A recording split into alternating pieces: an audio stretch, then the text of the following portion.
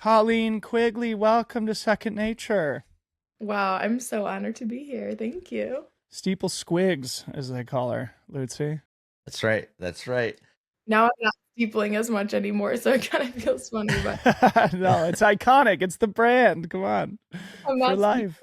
all the summer. I'm just doing 1500s and 5Ks and 3Ks and miles. So Yeah. I'm just runner quigs right now. Maybe Speedy Squigs. Edie Squigs. Oh, I love it. Good job. I wonder if that's taken on IG. You can do a little search. Anyway, we're really excited to have you here. There's so much to talk about. When we release this, you will have just made a big, exciting public announcement, which we'll get to. But Aaron and I were just talking about before we got started the fact that our first episode here was breaking down the Lululemon Further project. And as we were talking about it, if you weren't sort of like the first marquee Lululemon athlete, you certainly were instrumental in putting them on the map and expanding to this new category. So maybe you could just bring us back in time, because when I first started following you online, you were part of the Bowerman Track Club. That contract came up, and it was big news in track and field when you signed with Lululemon. So maybe just take us to that moment in your career. What was going through your mind? What were the considerations in making that big jump? Yeah, it was a big deal. It felt like a really scary thing to leave at the time. Bowerman Track Club. I mean, they still have a really good reputation, but at the time it was like we were the Bowerman Babes. I mean, there was like 10 or 12 of us on the squad. Like we're all making international teams. It was the team to be on, and I had a lot of insecurity about leaving because I felt like people wouldn't understand. Like you'd be crazy to have the opportunity to be on the Bowerman Track Club and leave. Like, who does that? No one leaves the Bowerman Track Club. But I knew that I mean, I was not thriving there. I was like really having a hard time. And if I stood a chance of like reviving my career, I just knew I couldn't do it there. But I had a lot of, yeah, I was just like, people are going to think I'm crazy for leaving. And when I left, I didn't have anywhere to go. Like I didn't say, I'm not going to do that anymore. Instead, I'm going to go join this other team. I just said, I'm just leaving. Like, I don't know what I'm going to do. And I felt like I was just jumping into like the pool and I didn't know if there was any water in there or not. I was just like, I'm just jumping. And I floated around for a little while. I actually did this race in Phoenix, Arizona, against a lot of my like teammates that I had just like just left.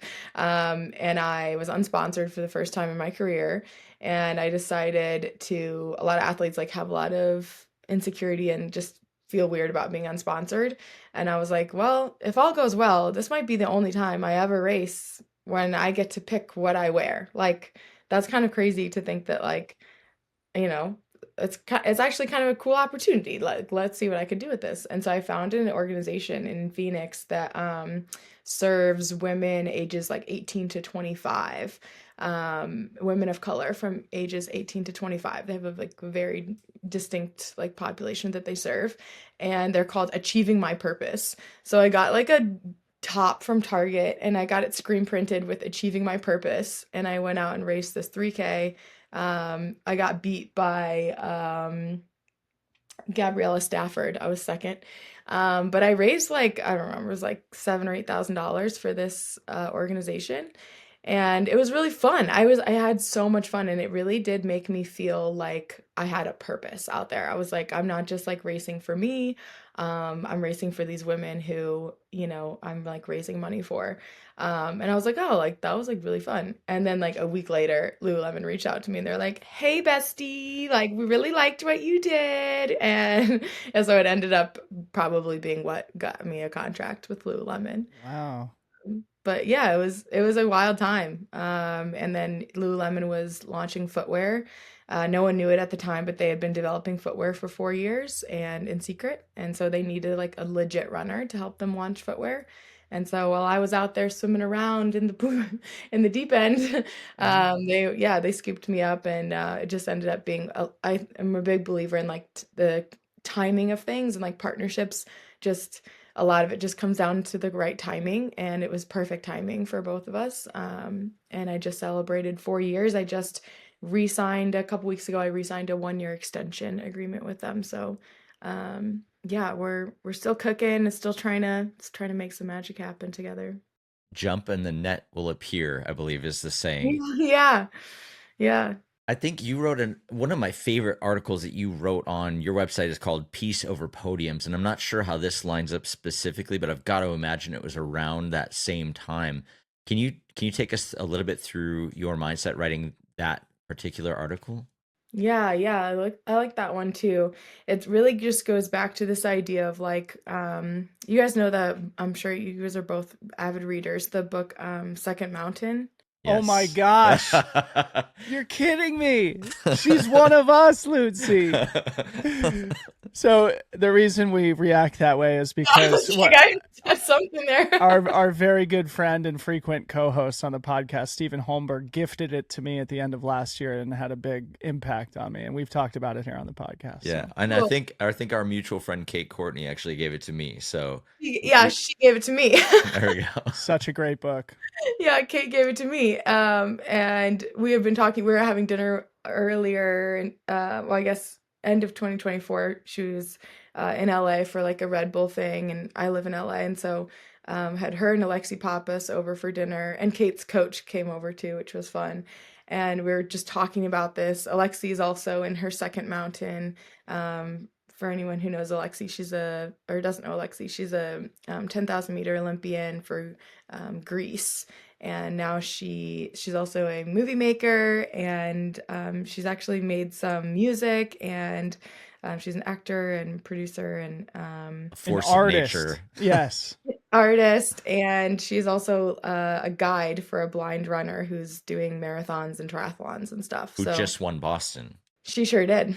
Yeah, Lisa. So anyway, we're all three of us are over at my house for dinner, and we're like, talking about these types of things, and we're all in our second mountain now. And I guess Peace Over Podiums kind of goes back to that. I hadn't read it yet when I wrote that piece, but it's just about like when I was with BTC, that was for sure my first mountain. Like all I cared about was going to the Olympics and feeling just like the rah rah just do it thing of Nike was like that was perfect for where I was at that time. Like that felt right for that time. I was just out of college, like I was, 23 or something when I made the Olympic team. And yeah, it just felt like it was just all about the end goal of like doing something epic, and it was like that selfish part endeavor of just like I just want to do it. But I also kind of simultaneously was like building my brand and like building a community around me and realizing like how cool it was to like go to a race. There was a stretch of time there, 2015, 2016, 2017, 2018, 2019, where I was third at USA's every can I curse on this? Every Yeah. goddamn year. I was third. And I was just so annoyed that I just felt like I was stagnant and, I wasn't improving. I kept making the team, but I just was like third. It was like frustrating. And I don't know, I felt like I realized even though that was really frustrating, I would finish third, and then there would be girls in the stadium, in the stands with like a sign with my name on it, and they had their hair braided for Fast Braid Friday, which is like a movement I created around hair and it being more than hair. And I was just like, oh, like they don't give a shit that I was third. Like I could have been eighth, and they would have been just as excited to see me out here. Like that's really cool. And so I was in my first mountain, but I was kind of like starting to kind of understand like the bigger picture. And then I found myself in the valley portion of the story.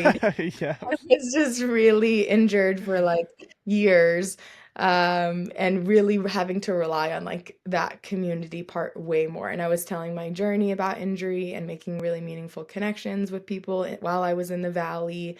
And my brand actually didn't take as much of a hit as you might have expected it to, because I had invested that time for so many years and like telling the story and all the ups and downs and making sure that people knew who I was outside of running like the whole time.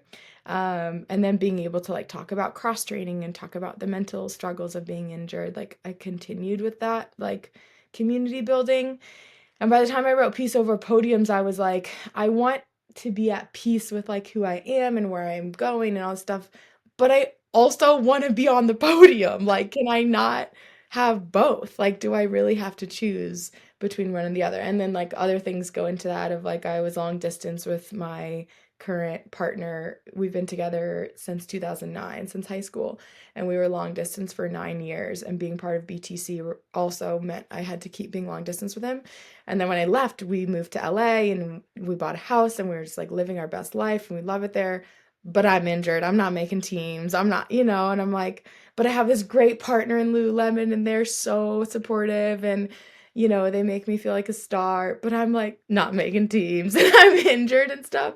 So the piece over podiums just is like me trying to figure out, can I have both? Like I want my freaking cake and I want to eat it. I want all of it. Is that possible? I don't really know. And so honestly, just still trying to figure that out. I think that's probably like the question of my entire career in life will be, can I have both? Yeah. Well, I think now we should talk about the second mountain because it seems that that summit is clarifying. The clouds are parting and you're starting to understand what this next phase of your career is going to revolve around. And it's pretty exciting. And by the time this podcast comes out, you will have just made a public announcement. So maybe just start from the beginning, the most basics. What are you up to and why? Yeah, yeah. So gosh, it's hard to know even like where to start with all this, but I think a big part of what I'm doing now is just a culmination of like all the things that I've learned through. I've been pro for this is my 10th year. I graduated from FSU in 2015, and made the Olympic team in 2016, and made four or five world teams. But I've learned a lot. Like I'm at a spot where I'm like, wow, I just was racing last week, and the my roommate at the meet was Chrissy Gear, and she won. We both raced twice throughout the week, and she won both races, and set an American record, and just like slayed it, crushed it. And she's 25, and I was just like, I'm 32. I feel so much older than you. Like I just feel like I'm in a different spot. But I have a lot of like I have learned a lot over this time, and so this project is how I use everything I learned to do something in the sport to make it feel like, I'm leaving it in a better place. Hopefully, I don't know when I'm going to leave, but like, hopefully when I do, I can feel like I did something more than just like, I went to an Olympics and I checked the box. Like, it just feels like I complain a lot about things that I see in the sport that I don't think are right. And so I just said, you know what, fuck it. I've got to stop complaining about it and like do something about it. Mm-hmm. And the biggest thing that I complain about is the way that the teams are set up in track and field. Just doesn't feel like what it is, what it feels like, and what it really is the brands create the teams. And they think, okay, we have this vision for what the team is going to be, and the brand, like a shoe company, puts together the team, and they pay for it and everything, and then they bring the athletes into the team, like they recruit the athletes and they make the team. But in my version of this, we just flip the equation completely, and the athletes and the coaches make the team, and they decide how it should be operated, and they decide what they want and what works for them and how they want to do everything. And then they invite the brands to join the team and be a part of what they've created instead of vice versa. And that seems really obvious to me, that would be the most successful way to do it.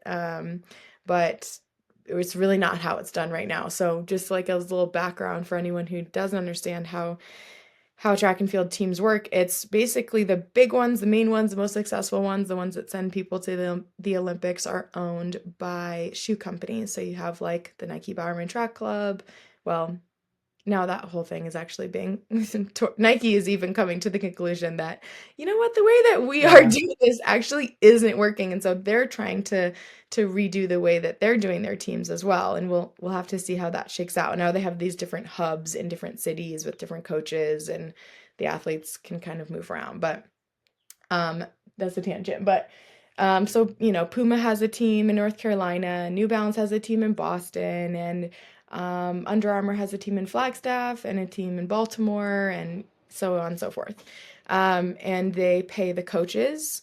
They have individual contracts with all the athletes, and then they pay for certain things that are kind of up to the team's discretion, including but not necessarily limited, maybe not even including, sometimes including like sometimes travel, sometimes massage, or like a budget for, therapy. They might have like BTC used to have a massage therapist on the team that we could get access to. And sometimes they would pay for like altitude camps or at least housing at altitude camps. So you get like other financial benefits sometimes as well, but that's kind of like all varying.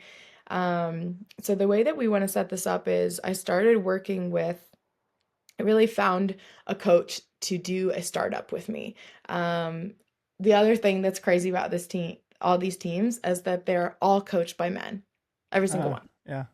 And I had a college coach at FSU, Karen Harvey, who she is a rock star and just like an amazing woman. And I haven't had a female coach since working with her. And I really missed that. I was just like, at the end of this last summer of 24, I'd figured out a bunch of stuff with my health. I've started working with a functional medicine doctor, and one kind of revelation I had, well, two. One, I don't want to do triathlon. I was kind of going down a triathlon journey, and I decided I don't want to do that. And then no offense to my triathletes, I felt like that was probably something I should have done in my first mountain, and I don't want to do that in my second mountain. So that was a good thing to know and to realize. But then also I was just like, if I want to keep running, I really need to work with a female coach again.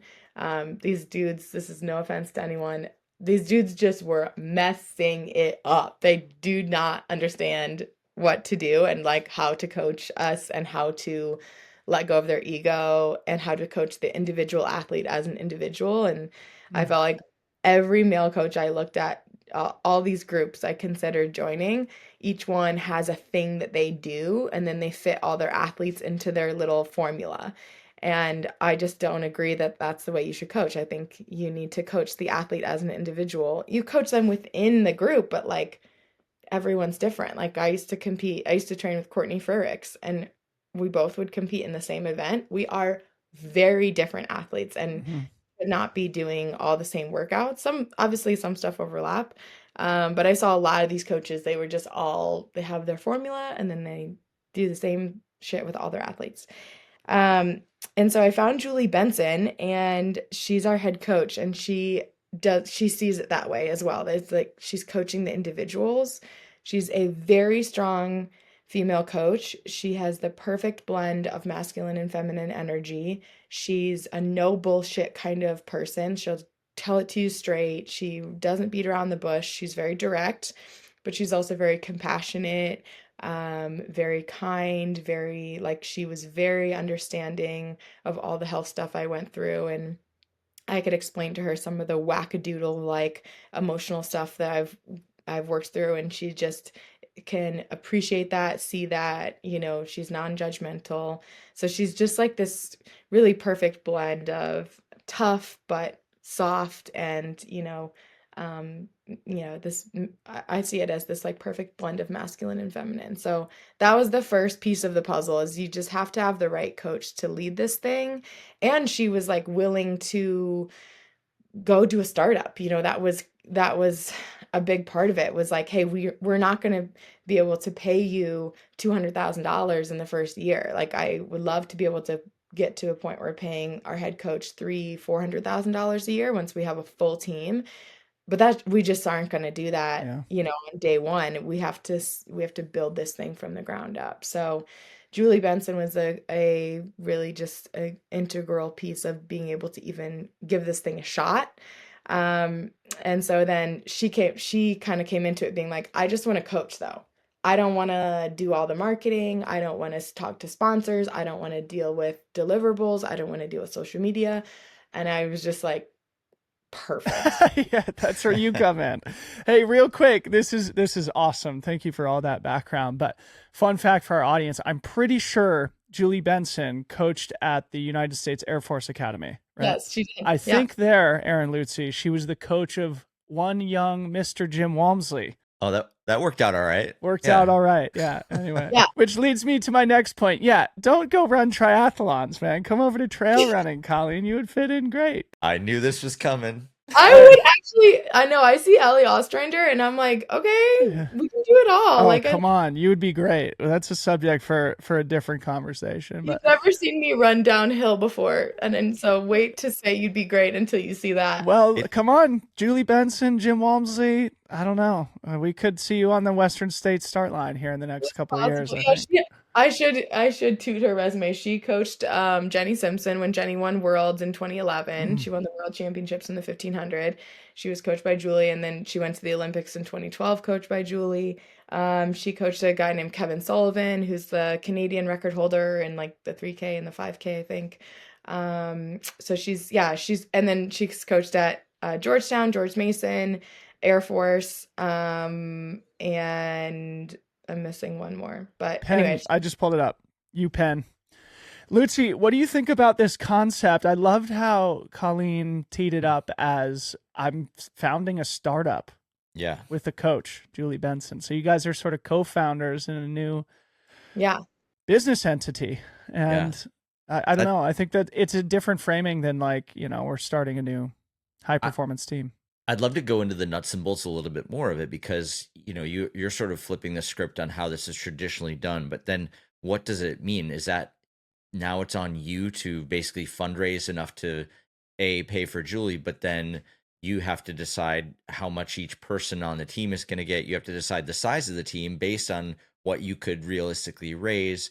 And then you have to figure out like, what are the conditions that I want this team to have so that I can create those conditions too. And so not only balancing out who's on the team, who the right fit is for the team and what that would look like, but also being able to afford all that stuff. That feels like a lot of different elements coming together, especially with racing on top of it. What does that look like in practice? yep. All such good questions. And it takes a little bit to explain how I'm thinking about this, but I think once you get it, it actually is like so freaking obvious. So one of the big things I explained earlier was with the shoe companies, they have to pay the coach, they have to pay all the individual athletes, they have to pay for treatment, they have to pay for travel. It's like we're talking about millions of dollars if you're doing it right. And what ends up happening is a lot of these athletes, if they want to be a part of that team, like if you want to be a part of I saw this this was a lesson that I learned. I saw this so many times in the Bowerman Track Club. We had built this brand, the Bowerman Babes. We came up with that. The athletes, we dubbed ourselves the Bowerman Babes, and we would post about it, and like we made this like thing. But Nike owned that. And so if you want to become part of the Bowerman Babes, you have to get a contract with Nike in order to join our team. And so Nike could say, yeah, here's $20,000 a year if you want to be a part of the team, like take it or leave it. And then the athlete's in a position of being like, I really like want to be on that team, but like, and I even had this in college, like Puma had made me an offer that was much bigger than the Nike offer, but I wanted to work with Jerry and Pascal, and I wanted to be on the team. So I turned down the Puma deal to be with Nike. I still made plenty of money with Nike, but there was a lot of athletes who that was not the case. They literally made zero to like $30,000 to be on the team. We had athletes on BTC who made $0 from Nike, but they really wanted to be on the team. They got gear. And so because they didn't have any power, they didn't have any negotiating power. And so we're like, okay, but on the other hand, you feel bad for the shoe company, not that bad, but you feel kind of bad because they're having to pay for everything. It's really expensive. And to be honest, they're not getting that money back. They're not seeing millions of dollars back from that team. It's not really a good investment for them. And so this model is like, okay, how do we kind of disperse the responsibilities of this team amongst different brands? So the first most important thing to understand is each athlete is expected to, encouraged to, and expected to have a shoe deal. And they can have a shoe deal with whatever company they want. We are separating church and state and saying we don't give a shit who you're working, what shoes you wear, and what brand of clothing you wear. It's none of our business as the team. You go do that. You go to the open market and make as much money as you possibly can. You work with an agent or don't work with an agent, because track and field agents are garbage. Don't do whatever you want to do. And then you come to the team for the rest. You come to the team for the infrastructure, for the community. We provide the other things. So sometimes those athletes, hopefully most of the time, will have some perks as part of their shoe contract, like my shoe deal with my shoe and apparel deal with Lululemon. I get a coaching stipend, and then I get a treatment stipend, and a treatment like travel stipend and a coaching stipend. So hopefully those athletes will still have that. One thing that we're seeing though is that these deals, they're getting cheaper and cheaper. The shoe companies are kind of like getting cheaper and cheaper, and the athletes, more of their expenses are coming out of their pocket instead of like having stipends for certain things. And so one thing that I think the team is going to really over time is going to look even smarter is that we provide those things for the athletes so they don't have to stress about all the pieces. And so our business model is that we still expect the athlete to have a shoe contract and pay. That's how they pay their bills. That's how they pay for their rent and groceries and everything. And then what we provide is more what you would expect from a professional team, like in what other professional teams in other sports provide for their athletes.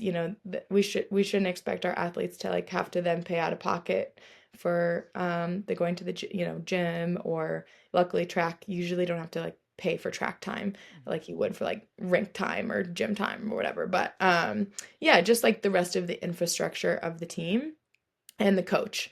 And so what we see really a big problem here is like, and this is actually gender neutral, a big problem is that if you're not as a coach, if you're not hired by one of these shoe companies to coach one of their big teams, you kind of have two options. You either coach in the NCAA and then to make money, and then you coach some pro athletes on the side as a break even at best Yeah, business. like a marketing thing. Yeah. It's really not, you're not making money. You're getting $5,000 or $10,000 per athlete. That's really what the coaching stipends go for. It's 5, 10, maybe $15,000 for a coaching stipend. And so that coach is coaching in the NCAA to like pay for their children's education and like Yeah. a roof over their head. And then they coach the pro athletes because they love it. And I mean, it's probably like even more fun than coaching in some ways than coaching in the collegiates, but they can't make money doing it. Or you coach pro athletes and then you coach like age groupers and you charge them like a monthly fee to like, and that's how you pay your bills. And that's really kind of the only two models. So we even had someone like up until this year, Mike Smith was coaching Nikki Hiltz and a bunch of these athletes that were competing at the Olympics. And that's what he was doing until Nike hired him last fall, was just So he's is he no coaching. longer coaching at NAU? This will be his last season at NAU this Mm. spring, and then he'll be coaching the pros full time. And the only reason he's able to do that is because then Nike decided to pay him to be able to do it. So it's just a different, we're thinking of this as a different model, a different way that it's actually anyone could replicate this model and do another team like this. And I think that's what's really interesting about it is you see, so this is not, there's like no shade at all here, but you see someone like Emma Coburn and her husband, they have a team in Boulder and they're not affiliated with a shoe company, which I think is great. But the problem with their business is that they only can do it because they can afford to like take the financial hit on it. They're just in a position where they can do that, and that's great. But most people have financial responsibilities, obligations, needs that doesn't really work, to be able to do that for most people. And so we wanted to be able to create a model that really could take some of this power back from the shoe companies and be like, hey, like you guys don't have to foot the bill for everything. Like we can figure out how to build a brand for our team. And the big part that I haven't even got into yet is just we're like a little media company. The team is a little media company. And that's how I see my own business, and that's how we get sponsors and that's how we pay bills outside of shoe companies. So that's, I mean, we could talk for another hour about that in and of itself. It's so Oh, perfect. And that's I'm exactly where I wanted to go next. And it's the center of the bullseye for what Aaron and I are very passionate about and what we try to live with our own individual businesses. So yeah, would love to hear more. Launch into it. It's not only a team, it's a brand, and it's at the end of the day a storytelling apparatus, and that's how you connect with people, and that's where great partnerships are forged. So but how are you bef- thinking? Go ahead, bef- Aaron. Yeah. just really quickly before you go into the media, what's the name of the team? Yeah. Yeah, we're calling it Meridia. So the name of the team is, I'm excited to, I haven't even said this on a podcast yet because I mean we're 3 weeks away from launching, so it's so fun. But we're calling it Meridia. So Meridia, we had a big, this is the other thing, like we actually hired a creative team, a creative agency called EAT, EAT, and we're about 2 weeks away now from having like final assets, and having everything done in terms of like our brand identity and logo and font and colors, all the things. I've made a big personal investment in that, financial investment, because I felt like that is so important. Like this is the foundation of our brand, and I don't want it to be some like AI clip art half-ass. Like it has to be really professional. And so we found this team that a friend of mine introduced me to, and Jason Suarez he's at Not Afraid to Fail on Instagram. He's our creative director for our team. I met him at in Chamonix 2 years ago for UTMB. Yeah, he's a great photographer, isn't he? Yeah. Yeah, he's a photographer, been in track and field and running for quite a while now, and was just looking for something different, looking for a project, looking for something that he could get his hands on that would feel like more than just photography. I think he's an incredible photographer, completely so talented, and has, done some really incredible stuff. And I think almost, bored with like where he was at, and just like wanting to challenge himself and do something different. And he's a good friend of mine, and we've overlapped so much over the years. And so I called him up and, was just like, what do you think about this? He'd be like, I was like, love to, come on board. So, and then the other person to shout out who's rounding out our team, is our leadership team is Kate Grace. Kate's here in Boulder. Fast Kate. Fast Kate. She's an old teammate of mine from BTC, and an extremely intelligent woman. She graduated from Yale, and has also been in sport for a long time and wants to get into coaching. And so I brought her on, as she's just been helping figure out, how the hell do we do that? Like, there's just so many, like Aaron had said earlier, like there's so many pieces of this puzzle, and we want to be really intentional about it and be really thoughtful, and make sure that we're not forgetting things or like overlooking things. So Kate Grace has also been just like a really great friend of the team and stuff as well. So Where does Meridia come from? yeah, sorry, got distracted. So Meridia comes from the word meridian, which has a definition of a high point or a peak or an apex, the top of something, meridian. And we decided to drop the N, and we're calling it Meridia because it sounds a little bit more feminine. To circle back to kind of the team structure, our leadership team we're led by women, but we actually eventually, and our first founding group of athletes will be women, but we want to have eventually a full team of all genders. 18 to 20 athletes would be a great size, and we would love to have all genders. So we don't want to, brand ourselves as like a women's team, but we are women led, and we wanted to have a name that felt a little bit more, just like a little bit more feminine. Meridia also kind of sounds like it could be the plural form of meridian, Meridia. It's not, it's a made up word, but I like we're like it. I gotta say, I really like it. multiple high points, multiple apexes of our athlete's career. We want to have more than one mountain. So It's the peak of the second mountain. There you There go. you yeah, go. Yeah. yeah, it definitely goes. For me personally, it has that connection to the second mountain idea. So I love this. Holy smokes, this is brilliant. fun. Yeah, so I'm excited to see I think, and by end of this week, we should have first looks at all the creative from Eat. So that's really exciting too. Okay, so back to the media. Now that we've Meridia got Media. the brand and the team established and how it's different from the status quo in track and field and training groups. How are you guys going to tell this story? Yeah, we were gonna do a few different social media platforms. One platform that I personally have not gotten into at all that I think is a miss for, as you guys can tell, your girl loves to talk. So two things I guess that are a miss in my personal career that I have not developed yet are YouTube and a podcast. So we're gonna hit both of those targets for sure, as well as, I mean, we'll keep doing we'll do Instagram as well. But YouTube, Instagram, and a podcast. And Jason's gonna be kind of head of just making sure that all of those things, look and feel like us. I really, I'm still competing. I'm just opened up my season this past week in Des Moines, Iowa, doing a road race and a track mile.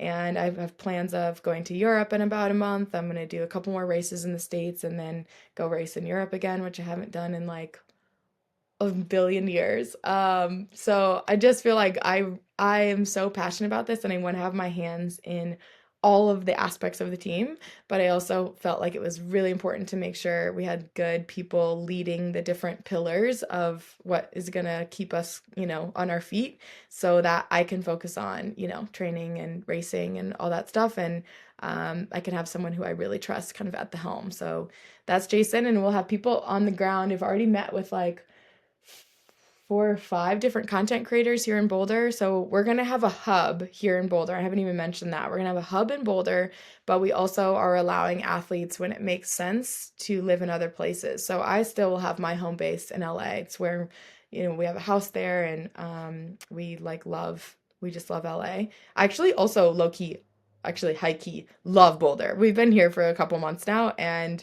I really, really like it here. There's something about Boulder that felt like immediately at home for me here, which is Love it. kind of scary because I was setting up the team here and I hadn't even spent time here, and I was like, I hope I like it.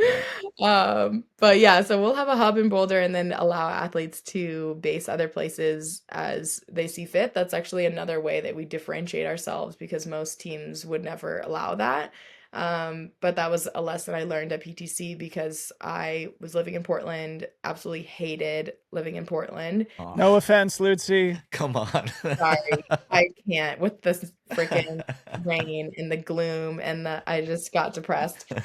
A big part of it was my partner was in California. And so that was just really tough. And I was always trying to like figure out a way to like, can I spend like my off season in California? And that was just, there's one way to operate a team in Jerry Schumacher's mind, and having athletes, doing whatever, living other places or spending time other places.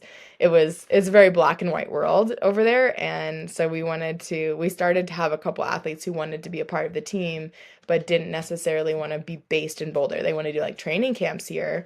But for whatever personal reasons, we had like 2 different athletes, myself and another athlete or myself and 2 other athletes who were like either wanted to live in Flagstaff or wanted to live somewhere, where their kind of life was. And I went to Julie and I was like, I really want this athlete on our team, but like for this reason, like she needs to be based here and like do training camps with us in Boulder. Like, what do you think? Actually, this is a good example of how direct Julie is. I texted her like, hey, got off the phone with so-and-so. And the situation is like she really like needs to stay where she is, but she'd do training camps here. Is that a deal breaker for us? And Julie just texted me back, no. One word, no. I was like, okay, so are we okay with that? And we had a conversation about it eventually, but it's like we're just trying to rethink it. It's like what is best for it's the team. It just goes back to like it's a team, but it's also individuals. Like we also have individual needs that at the end of the day, we do feel like those are more important than making the sacrifice for the team. It's like if you're doing that it's just not sustainable. If you're doing that, for the team and I'm going to go move my life here or be separate from my partner. Like I did that for a while, but I couldn't do that for very long. It always felt like I'm doing this. I'm living in Portland, being part of this team as like this like post-collegiate like little era of my life. And I always felt like at some point my real life is going to begin. This isn't my real life. This is like a thing that I'm doing till my real life. And then when I realized that, I was like, oh my God, like I'm 20 at the time, I was like 27 or 28. And it's like, this is real life, Colleen. Like you can't, what are you talking about? You gotta, so I don't want to ever put another athlete in that position where they feel like they have to choose. Like we want to be able to an extent, you know, that's at some point there's probably going to be sacrifices, but figuring out how to really make it an athlete centered team and not a brand centered team. So what does it look like for you've got the media plan and the vision there, you've got the athletes able to have their own shoe contracts.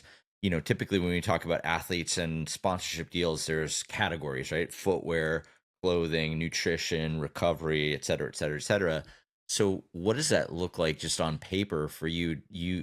They have an open category for footwear, and then do you have the exclusivity for the rest so that you can basically fund the team and fund sort of the media and stuff through those additional partners? And I think this is where Jonathan Levitt is contributing. We got to give him a quick shout out. Absolutely. Yeah, I love you guys because you totally get it. So, Kate Grace went on a run with Jonathan Levitt like a few months ago. And she texted me after and being like, I had never met him before. And she was like, I think you like need to meet this guy. He talks about the same stuff that you're talking about. And got him on the phone and I was like, he just gets it. Like, so the problem I was having with some of the folks I was talking to about this, since I'm sponsored by Lululemon, I would tell them like I'm making a team and like, Julie and Benson and I are forming a team, and immediately everyone would be like, "Oh, is Lululemon gonna sponsor it?" And I'd have to be like, "No." And I don't want them to sponsor it. Like it was hard for some people to like because it's different, right? We think we know how teams in track and field work, and Lululemon doesn't have a team yet. So everyone's like, "Oh, they're going to do a team and that's exciting." And I'm like, "I'm actually 5 steps ahead of you." Like no, that they don't want to spend $3 million on a track team that they're not going to get a return from. I'm team Lululemon. Like I want them to do well. I don't think that this would be a good business investment for them to spend $3 million on a Mm. track team. But what's great about this for Lululemon is they can continue to support me and they could hopefully even pick up another athlete on our team as an individual and spend, a fraction of that money and still get a ton of the benefit from being associated with the team. So the team is working with non-endemic brands. So we don't want to work with any brands that the athlete would be able to get a contract with personally on their own. So no shoes, no clothes, like I mentioned, but also like no watch sponsors, no, like I work with Whoop. We have an athlete who's trying to do a deal with Sunto. We might have someone who's doing a deal with Garmin or Koros, and we never want to put them in a position where they have to say no to even $5,000 or $10,000 a year from because these deals aren't for like watches and stuff aren't that big. I've heard of some of these watch brands trying to do deals with Olympians for like $5,000 a year for a monthly post. Which, if anyone's listening to this, do not do that deal. Don't do that deal. But that's kind of what the going rate is, unfortunately. Whoop and I have, a much better relationship. They see the value in me, luckily, and so we do some fun stuff together. But it's a category that I just felt like a lot of these categories, sunglasses the same way. We don't want to do sunglasses for the team because each athlete's going to have the opportunity to work with whatever sunglass company they want to. And race nutrition, performance nutrition as well. We won't touch performance nutrition. We want the athletes to be able to make their own choices in that category. It's very personal, and they can pick up deals like nutrition.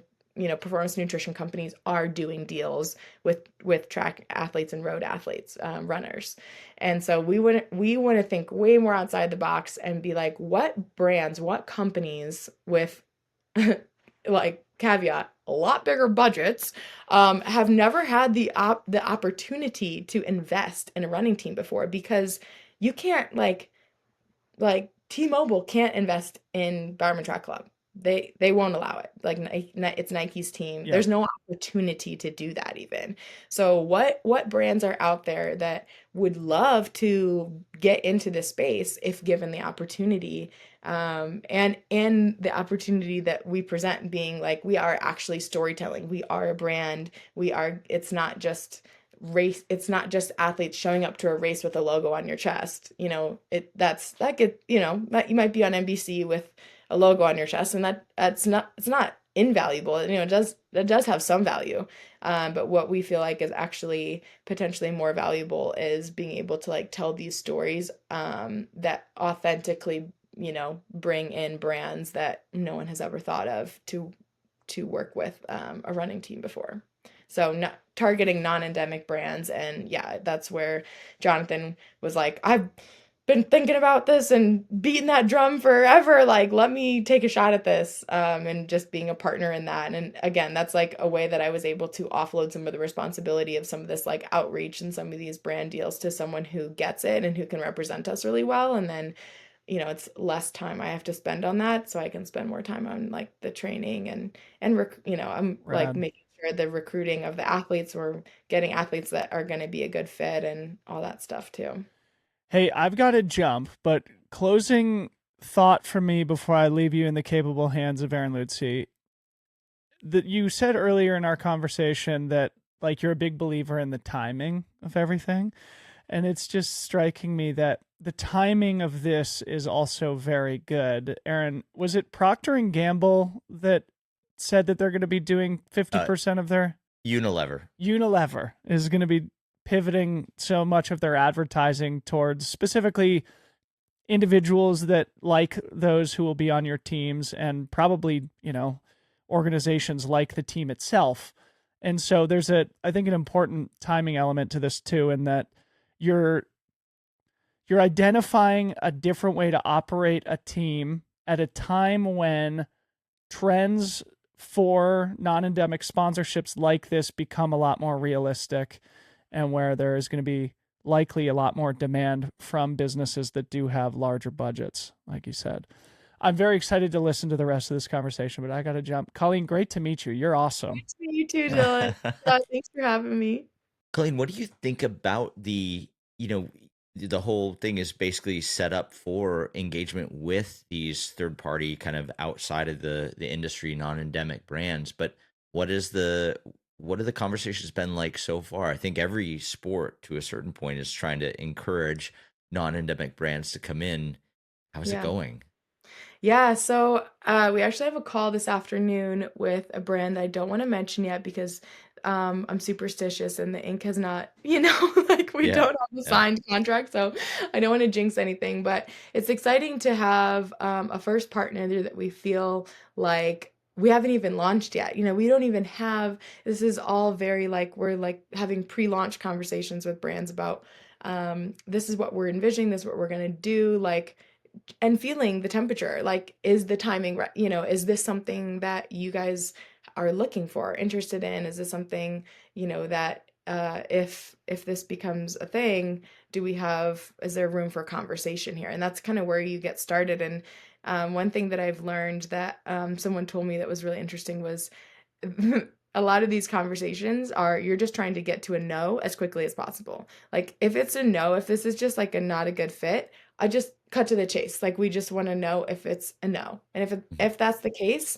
like, the fun part about this is like the opportunities or the options for different brands literally feel endless. Like, there are just so many different brands that we have on our list of like, this would be fun, that would be fun. Travel and wellness and beauty. We're even like talking about beauty brands because we're a female led team and all of our athletes right now are women. It's like, we could do a makeup company, like we could do a skincare company. Like, there's just literally overwhelming options. So the conversations are like, is this even something that is worth further conversation? And then to get to a point where the brand where we're talking about like a meaningful initial investment in us, that we could be like, okay, we can pay content creators, we can pay videographers and people to shoot for us and all this stuff. Like, wow, okay, that's cool. We haven't even launched yet, and we could start having a budget. I think that's kind of like proof of concept. And then, yeah, I think as we get things off the ground, if we're actually storytelling and creating this community that we think that we're going to be able to create pretty quickly, I think that then quickly it's like, oh, Yeah, I remember when we were talking to you about like $50,000 was like what we were asking for. It's like, yeah, it's more like 100 or, 100 plus now.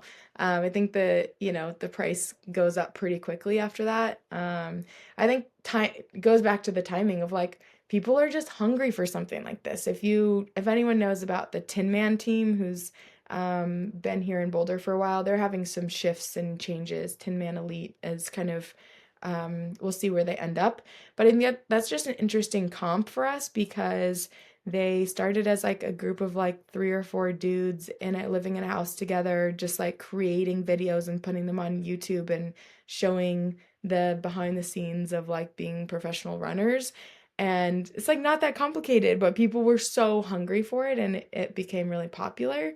Um, the whole Tin Man thing feels very like rah masculine, like hammer and axe to me that I think they miss out on a large portion of the audience that just like doesn't isn't going to resonate with. And it's no offense to them. It's just, it's maybe somewhere where we feel like there's room to do something a little bit different than that and that could speak to a wider audience.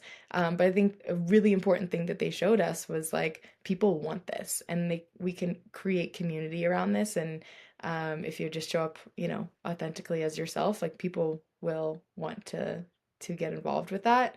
And then the brands are like, oh wow, like there's community here, and that's how you kind of like bring them into the fold. I think that's the most important thing when it comes to long form content, whether it's a podcast or a YouTube channel, is that you can actually build depth with your community. You can get a lot more across in a 10-minute video and have people engaged for most of that 10-minute video versus, on Instagram or any other platform where it's like really quick. Maybe people are watching it, maybe they're reading the caption, maybe they're not. Where if someone sits down to watch a YouTube video, the intention is there to be a part of that community in a really meaningful and deep way. And I think there's so many opportunities that kind of come out for that. Yeah, I know. I'm honestly personally just like a little bit sick of short form. I just feel like what kind of value can I bring to you in 10 seconds? Because that's what they're saying people's attention spans are. It's like If 10 to that, 15 right? seconds. And I'm like, it stresses me out. I've gotten to the point where I'm like, I have to like jam everything that I want to do and say, like, I'm not a short form person. I long form.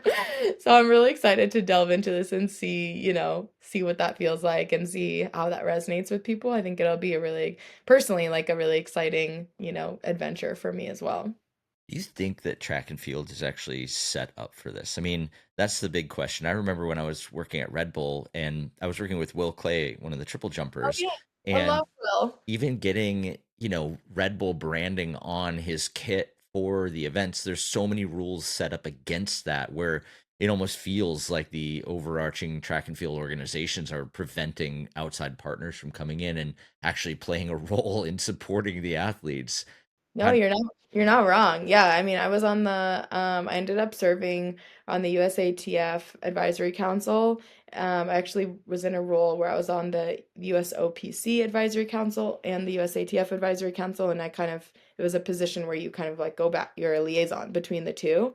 And one of my biggest inspirations for running for that position was because I was like, I am sick of this. We have to open up the ability to put different logos on our jerseys at big, like you can actually do it at smaller events. If you're racing throughout the year or what have you, but at like the Olympic trials or if you're trying to compete at USA's to make a world's team, it's actually not USA Track and Field who is the governing body and makes the decisions on the logos in that instance. It's the US Olympic and Paralympic Committee.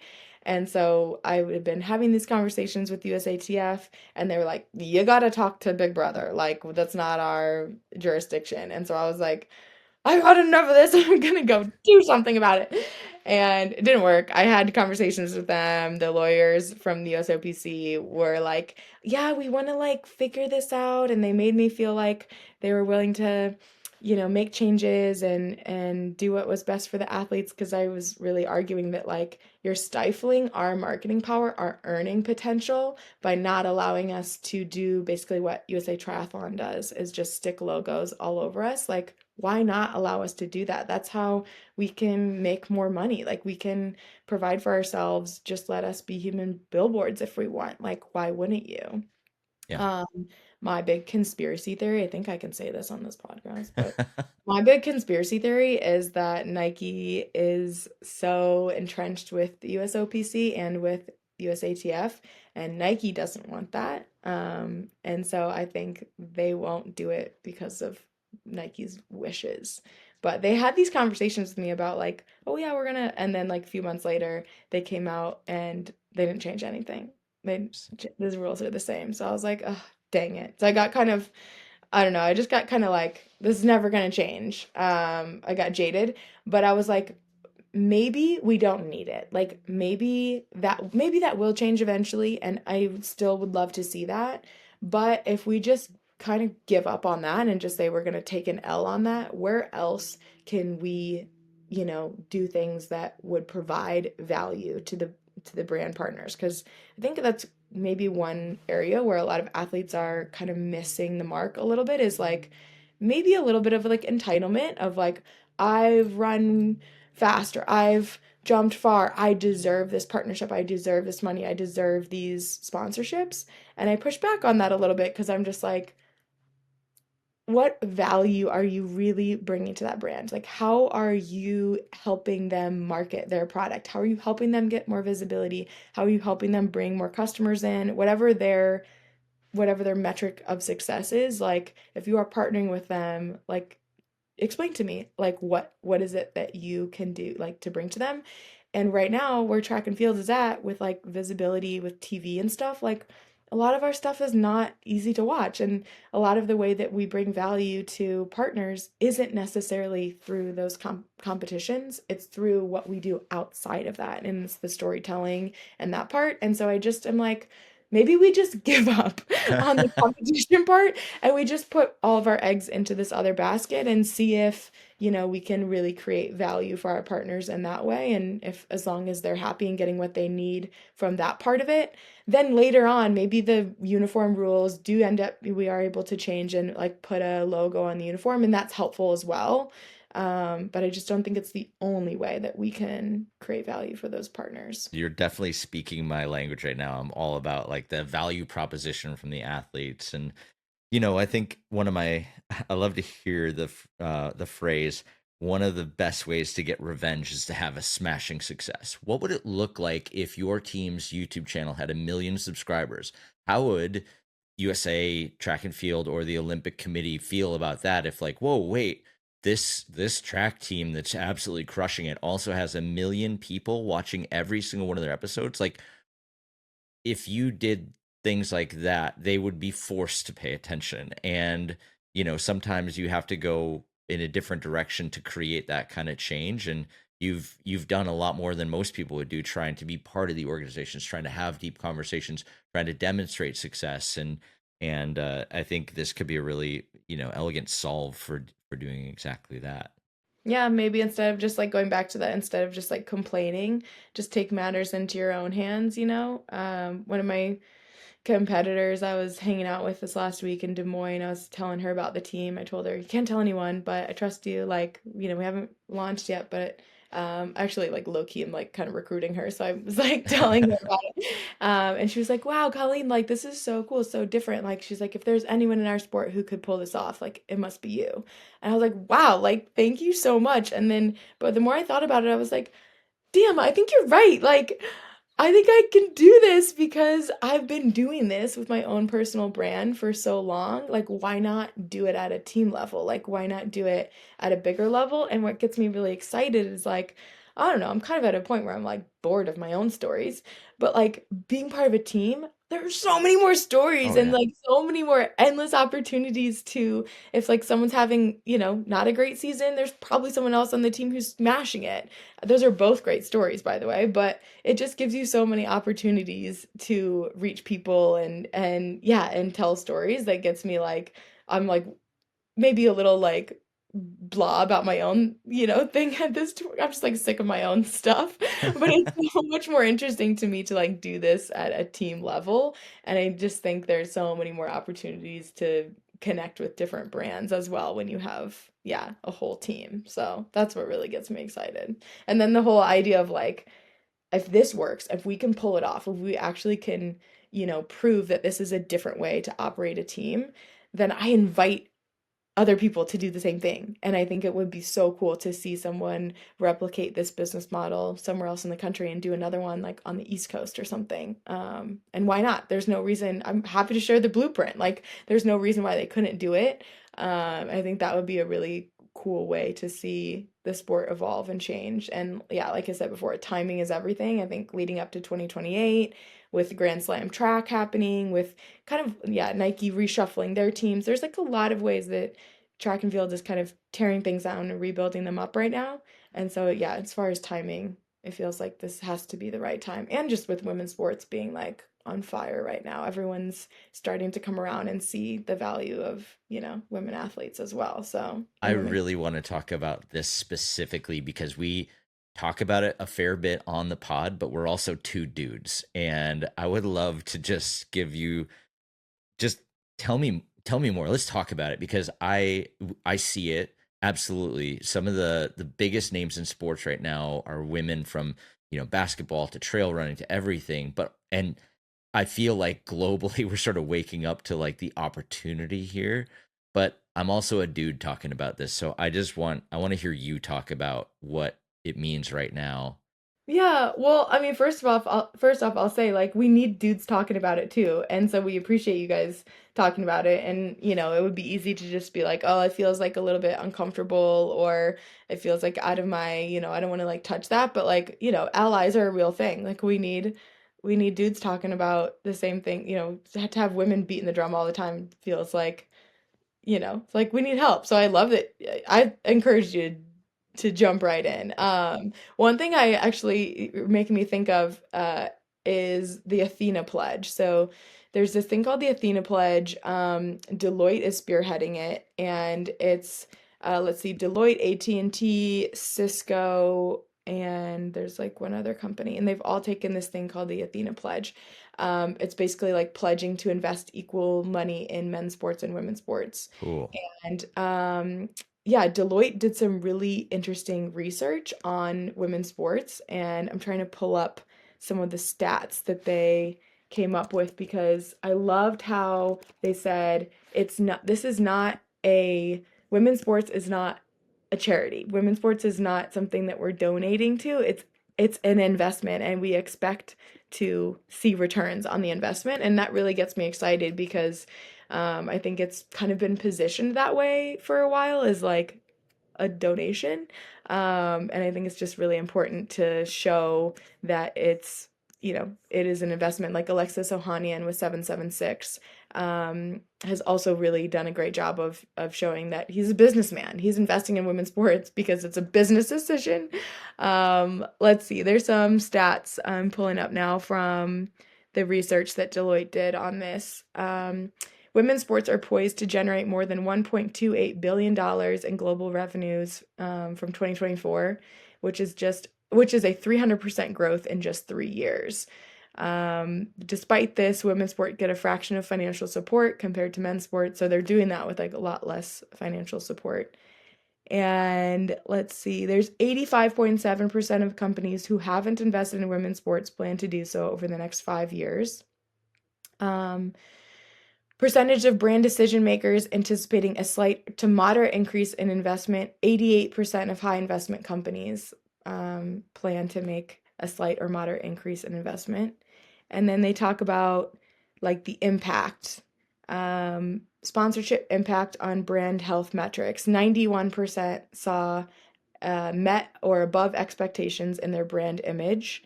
80% saw met or above expectations in internal employment engagement, 82% above expectations in brand awareness, 68% met or above expectations in sales and revenue, and 80% met or above expectations in customer engagement. So it's just like, I don't know, there's a bunch of these, and maybe you can even put this in the show notes, a bunch of cool, like, actual numbers to show that this is a real thing that businesses are doing more of, and doing it because it's a good business decision, Yeah. which is really cool. So I've been using some of those stats in our deck, and I think it's one of those things where we get in conversation with these brands, and you asked about this before, how those are going. Sometimes you talk to individuals. There's one high net worth individual who used to be a CEO of a major company and loves track and field. And I tried to talk to him about this. He just couldn't get it. He he's just like an old white guy, and it broke his brain, our model. Like he couldn't understand why we weren't working with a shoe company. And I was just like, after a few back and forths where I tried to, again, just like, I don't know how to say this in a different way. Like, I'm just trying to, like, he just couldn't. He was like, he just didn't get it. And so at that point, like, you move on. Like, you just have to be like, you're not gonna get it, and you just move on. But what I've noticed is that the brands that do get it, you don't have to explain anything to them. Yeah. Like, they're there. They're like already, they're like, we're right there with you. And those are the types of brands that are forward looking. They're not looking in the past. They've already know that there's a problem, and they're trying to figure out ways to change. And so those are the brands that we end up having really cool conversations with, and I think the ones that we'll end up partnering with. I think that goes right back to your, the value proposition, the value you bring to the brands when they recognize that congruency of like, oh, they're doing something that's completely congruent with where we are trying to go as a brand. This is an instant yes. And that's an exciting place to be. The media component of everything you're doing makes so much sense and gives those brands a lot of surface area to work with too. It's not just space on a jersey, it's actual space in the share of voice and the messaging that you're putting out on such a wide network, which I think is really, really cool. Yeah. And hopefully, I mean, I've talked to a few brands about the value of them being able to use us in their stuff as well. Being able to create stuff around these like athletes that I mean, if you compare like runners to like NBA players or WNBA players or kind of football players, like kind of like mainstream sports, it's the dollar amount is like they are like, we're getting a deal, like we could get these runners who are happy to do it and have a great attitude and are going to overperform for us for way less than we have to pay like DK Metcalf, who's going to feel like, ugh, like this whatever $1 million deal, like, and he's not going to like be super excited about it. So I feel like there's a lot of wins there for them. And then I have a PR company that I work with personally called Burke Communications. I've been with them for years. They're an incredible team, and they're really excited to support me on this. And so we have a whole PR launch plan with a bunch of different media outlets that are well outside of track and field, and talking to business media and all kinds of more general sports media to talk about this. And so our brand partners who get to be a part of launch with us are going to be able to really capitalize on a lot of that earned media opportunities as well, which they can appreciate, their PR team can appreciate is really valuable, and is when they have to pay for it, it's definitely not free. So for them to be able to kind of piggyback off that with us is more value for them. Absolutely. Pretty dialed and polished operation here, and I guess by the time this pod comes live, people will have seen all of this stuff and all the partners and stuff that are coming together. But you got a couple weeks to go before you get there, and I can't wait to see how it all comes together and continues to develop. I mean, I'm sure this is a starting point, and in a year, 2 years, 5 years, it's going to look probably different, but you'll continue kind of stacking and making this thing really Yeah. incredible. Yeah, I mean, you're so sweet to say it's polished and dialed. I don't know what the hell I'm doing. I'm just, just to put that out there, like I've never done this before at this level, and there are so many we have had so many, and it's already developed. It's already changed and morphed a lot from what the original idea was like back in like July when we first started talking about this, and I think we've allowed it to do that. We've allowed it to morph and change, and when things have come up with like athletes, we've been like, "Oh, yeah. I mean, would you want that?" Like, okay, cool. Like, I mean, we're doing it for them, so we need to like keep listening to them, and if, they're gonna guide us in the right way, and we can't get too stuck in like it was gonna be like this, or like we had this particular thing. So we're very open for it to morph and change. And we're, yeah, just to be open with like we're just figuring it out as we go. We don't know what we're doing. Onwards and upwards. Well, Colleen, we usually end every segment, every podcast with a segment called BPC Brand Product Content. And I know you've heard the podcast before, and you must know that we let the guests go first. So the floor is yours. What you got? Oh my gosh, I have a few. I was on my run this morning trying to figure out which one should I do. Maybe I can do two quick ones. Is that okay? By all means. Okay. This last week I was in Iowa for two races, as I mentioned, and I had a lot of time in the evenings, especially. I try not to work after dinner, like work on team stuff. Just I try and after dinner I put the laptop away. And so I was reading this week, and I was reading this really great book that a friend of mine sent me. It's Kira D'Amato. She's a marathon runner. And this don't take this the wrong way, marathoners, but usually marathoners are just like, very disciplined, type A, kind of boring people. Like they're just so dedicated to their craft and they have to run all day every day.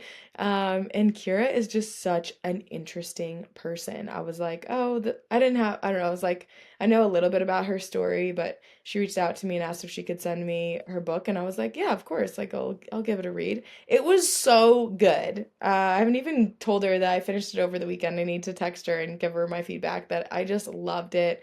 It was so interesting, her journey from she actually did go pro after college, and then it just didn't go well. She had some kids, went through it with um just kind of stuff with like her personal life and marriage and kids and all the things, and got really out of shape, gained a ton of weight, and was really going through it mentally. And then just like the whole comeback story was really crazy. And now she's set a couple American records since then, and she's had plenty of disappointments as well. Like she didn't make the Olympic team in 2024, which I'm sure was really heartbreaking. So she shares all the ups and downs, and she's hilarious. So I'm not sure when it comes out, but the book is called "Don't Call It a Comeback" by Kira D'Amato, marathon runner. I love a good comeback story. Totally, me too. The other one that two people in the past couple weeks I've had conversations with about the team, two people were mentioned this thing to me, and I was like, okay, you start to like multiple people are saying this to me. Two people were like, have you heard of the Snow League? And so I was like, no, I have to like look this up. And it's really cool. I guess it just happened in March. Yeah, was it March? And let's see. Yeah, I guess it was March. Shaun White's snowboard and ski global series, right? Yeah, it's like 1v1 head-to-head competitions. And they if you check out their website, they have so I didn't hear about it till after the first event was like already over. But they have these really cool videos, beautiful long form videos on their website that you can watch about different athletes like recapping the event and stuff. And yeah, it seems like it's just Shaun White's, brainchild or passion project, and I just really love, probably because why what I'm doing, I love seeing athletes who want to do something with, it sounds like he's combining the competition and the high, like super high level competition with beautiful storytelling and just like incredible videos, and just figuring out ways to bring the fans in and create modern ways to showcase the sport. And so, yeah, a couple people had said to check that out, and I did. And the branding is beautiful. Like the whole thing is like really well done and just very professional. And so, yeah, I want to shout that out. And I think there's another one coming up, either maybe the next one's actually not till 2026, but I'll definitely be following along with that because it looks awesome. The best part about all this sports content in general is that there's always stakes. Something that makes content work and why people watch it is that they need to have stakes that are involved. And it doesn't have to be crazy stakes all the time. But I think that's what lends sports creators so much to work with, is that there's always some sort of like win or lose, coming back from this, chasing after this goal. There's always stakes involved. And a lot of creators in other categories have to sort of manufacture stakes, where I think it's easy for sports creators to kind of get a leg up, is that there's always something that you're chasing after, or something that you're fighting against. There's always some stake that you kind of have to overcome or chase after. And I think that is something that a lot of people sort of miss when we talk about content, but that is something that makes specifically sports content really special. Yeah, and maybe a note to athletes is like, don't downplay that. If anything, play it up Yeah. because it's a gift to people to have that. And if you downplay it for whatever your own anxiety or whatever, you're missing out on a huge opportunity. I genuinely hope that people that listen to this podcast on a regular basis are listening to us bang the drum on making content, and especially long form content, because the opportunities are absolutely there for people to build value, build community, build an audience, and really like not have to compete in order to, survive basically.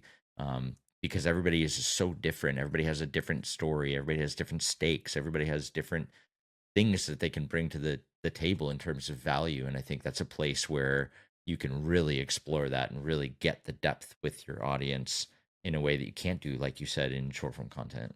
Yeah, and if you're doing that, it doesn't mean that you don't want to be on the podium. It goes back to peace over podiums. It's like, I want to do both. I think you can do both. I think you can tell the stories and, whatever, do all the extra things that like my old, support system might have said that it was like distractions. And I push against that. I'm like, I think you can do both. And I think it actually feeds in a lot of ways.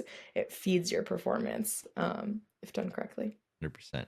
Okay, my BPC for this week, I went with one of our mutual homies.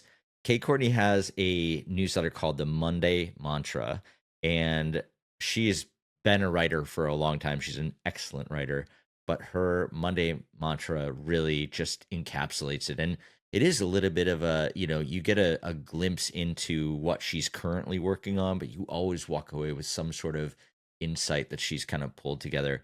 One of my favorite ones she wrote so far was, I think it was called like Let It Bounce. And it was this idea about how you're constantly juggling stuff. In your case, you're building up a team. In my case, I'm doing podcasts and YouTube channels and all kinds of other, fun stuff. And when you're juggling, there are certain things you're juggling that are made of glass, and there are certain things that are made of rubber. And you have to remember which ones are made of rubber that will bounce. And so if you drop one, it's okay. You just can't drop the glass ones. And I just really, that one hit so hard. But every week it's something like that where you're like, oh, and it kind of carries you through the week. So I got to shout out Kate's. Love that. Oh, Kate is such a homie. She's so smart, dude. I wish I had like her brain power. She just, the way she thinks about things. Her and Alexi both are so smart and so creative, and they're always pushing the boundaries of how my little brain thinks, and always just really encouraging me to expand to things that I didn't even think were a possibility. I'm so grateful for people like that. Well, now you're both, on your own program, building your own Yeah. teams. Like what a cool journey to be, kind of parallel pathing together. Exactly. If anyone is listening to this and hasn't listened to the episode with Kate Courtney, get your life together because that was such a great episode. I'm going to put this one right up there with it. Colleen, thank you so much for being on Second Nature. This is a Yeah, really fun one. Good luck with the season. Good luck with the team. We're going to be definitely thank paying you. attention to this one. Thank you. Yeah, I just have to say, Jonathan put me onto this podcast when we first started like talking about all this stuff, and I was like embarrassed I had never found it before. This was like January-ish. And I just like I was just serial listening to recipes. Like these guys this is exactly what I'm talking about. Like so cool to hear you guys talking about something that I felt like I was, maybe feeling like, does anyone else think like this, and just to hear you guys every episode talking to different people who think the way that I do about this kind of stuff was like so validating, and then taking it to like 5 extra levels as well was like really exciting, and I've been learning a ton. So thank you guys so much for what you do. We are the nerdiest nerds when it comes to this stuff. And I think what will be really interesting, we got to have you on, next year as you kind of made it through that first year and you're kind of building on and whatever. I think that'd be a really fascinating conversation too, because now we've sort of set the groundwork and now it's going to see like, okay, where do you go? But then what do you learn? Because surely there's going to be another learning curve on top of this, this first summit. So Oh, I would love that. That'd be so great. it's gonna be good. Awesome. Well, thanks again for being on the pod, and good luck.